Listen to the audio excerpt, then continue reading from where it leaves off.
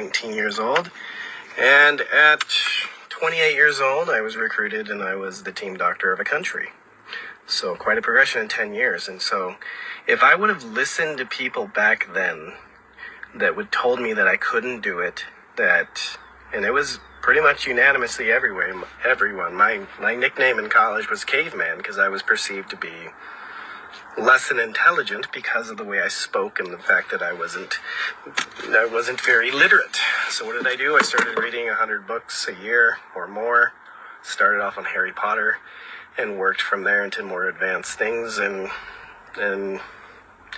went to chiropractic school. 3 months after I graduated, I was an associate professor teaching my peers. And for the next 10 years, I traveled around the country and taught other doctors my inventions, my techniques, some of which I created myself and some of which I developed with my mentor. So I turned my life around as far as I didn't let what people's opinion of me dictate my life.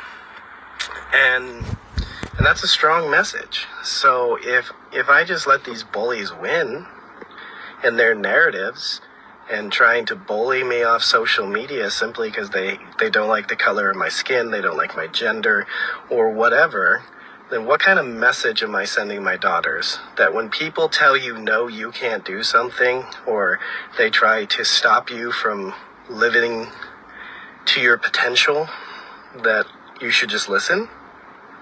You should just give in to the naysayers, give in to the bullying, the harassment, and all that kind of stuff, and they should just listen to people's opinions of what they should be doing with their lives. So that's what made me ultimately change my mind. I still don't want my kids on social media, to be honest with you, but it has become blatantly apparent to me that the system, society, they're just not ready to see a good father. You look at all these other fathers on the internet, the Hurt Twins, the Truth, all these other fathers on the internet, they are getting absolutely slammed for being dads. And that echoes in the legal system as well. So I have absolutely actually come to the conclusion that the only ways to get my kids off of social media, as well as abide by my principles, is to show them on social media, because they don't care what women do with children on social media, but they do care what men do. So that's pretty much my reasoning. Is I'm not going to allow my daughters to grow up with any sort of victim mindset, any sort of mindset that other people can control your destiny, that other people can control your potential in life, and their opinions dictate your reality.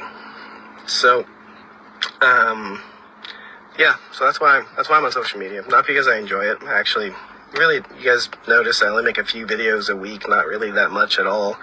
It's not like I'm really enjoying the process anymore. It's more I'm standing up for what I believe in. And I believe that all this hate and negativity and all this stuff that people are projecting is just, we can't let that win in the world. Am I perfect? No. Have I made mistakes? Of course. But I'm not going to let these negative Nancys on the internet control my destiny or my reality. So they're gonna continue to call child services on me. They're gonna continue to call fire departments. I purposely showed Athena sick yesterday to prove a point that they're gonna come after me for whatever they can. Is Athena still sick? Yes, a little bit. Is she really sick? No. Am I in contact with her pediatrician and asking for recommendations? And they have, I'm 100% in contact with their doctors. Nobody's concerned. She's just a kid that's sick. It happens to kids all the time. Kids get sick. Adults get sick. Like, proving a point here that they're going to look for anything they can to try to make me an unfit father, because I'm a terrific father. Am I perfect? No. But I prioritize my children in every decision I ever make in life.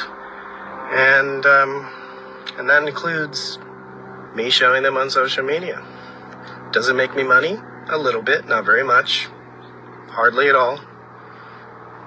Hardly anything at all. Probably enough to maybe pay my groceries. Honestly, that's it. It's more of a principle. It's more of a standing up to hate and not letting negative people on the internet control your reality. And it's really sad that it's come to this. It's been 3 years. At this point, this is considered an obsession. Like, people's entire lives revolve around trying to tear me down. And, I kind of find it funny. The hate and negativity has got to me before. And, I finally hit rock bottom with it about, 2 months ago. And that was the best thing that could possibly happen to me, because me hitting rock bottom just was like, screw it. It allowed me to let go and just give it up to God and just be like, okay, God, you take over. I can't do this anymore. And now I just don't care what they do, because I've given it up to God, honestly.